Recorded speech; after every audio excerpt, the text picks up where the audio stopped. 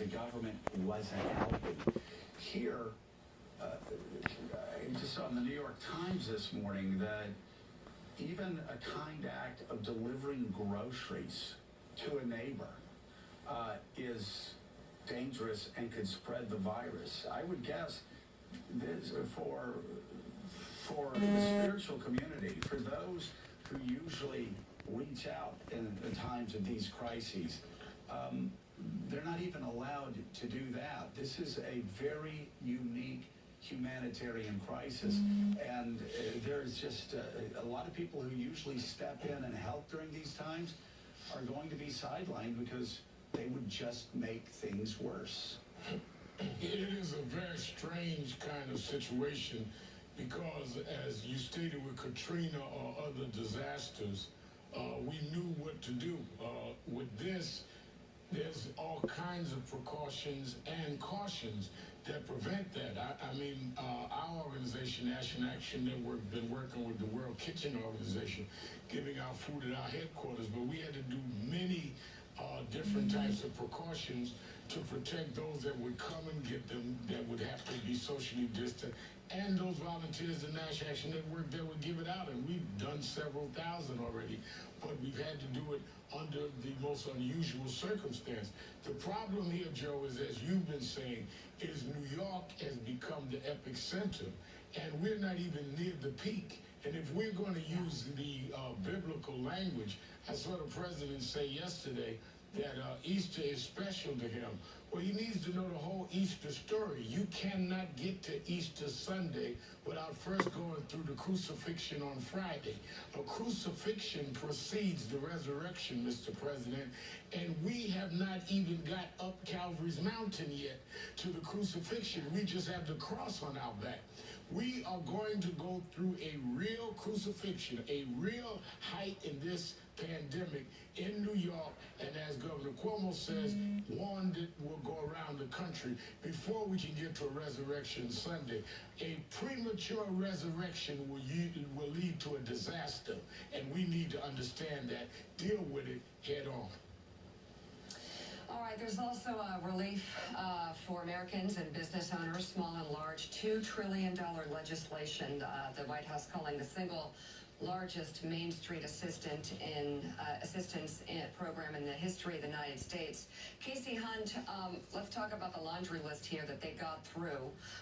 $1,200 to most adults, $500 for each child, 4 months of unemployment instead of 3, more than $100 billion for hospitals, $350 billion for small business, and $500 billion for corporations. How's it going to work, and what were the main sticking points? Democrats said that at this point they're just going to take it up as it is. Can I, before you answer that, Casey, can we, just some breaking news here? Sure. And Jonathan Lemire tweeted this.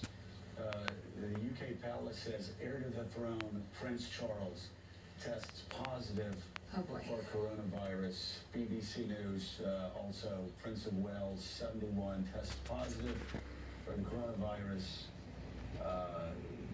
and has mild symptoms. All right, Casey, go ahead and answer that, and we'll follow this story. Yeah, pretty remarkable. Self-isolating in Scotland, it really underscores the fact that this is something that obviously spares no one. I do think Americans should be relieved that this deal came to be overnight. Democrats had essentially said that they were going to draw a line in the sand. They weren't going to let Mitch McConnell's procedural votes go forward while they demanded more money for hospitals, more money. Particularly, I think the thing that people should focus the most on is the expansion of unemployment insurance. It's now going to be for 4 months. Democrats consider that to be a big win, and for people at home, that's a little bit of an extra cushion, because I do think the underlying reality that we've all been talking about this morning is that Easter is an incredibly unrealistic timeline for this to be over. And you don't have to listen to Democrats if you're the president of the United States to try to understand that. I mean, Liz Cheney tweeted yesterday that there's no way we're going to have an economy that's open and running if our hospitals are overwhelmed with people dying. It's simply not going to happen. Even Senator Lindsey Graham, who has been on a long streak think of telling the president what he wants to hear, said the opposite yesterday. He said, this is not what we need to be doing. We need to be changing our behavior because, what Congress is doing, we're 45 minutes into the show. We are still in the thick of this pandemic. That is the main focus of the story. And Congress is about to spend $2 trillion. It is unprecedented. And I think that the way that we're still covering this story shows that it's only the beginning. And we have some very real challenges in terms of whether or not we're actually going to be able to get it to work. If this president doesn't take the actions he needs to take, Congress is going to have to keep trying to help make it better over time. But at a certain point, when does it all potentially become ineffective? I think, they have been scrambling to try to make sure they can get this together, and that's the question hanging over everybody. The one other point I will add to this is that they expect them to pass this in the Senate today, but to get it through the House without bringing our whole Congress back into the same room. Joe, you've been on that House floor.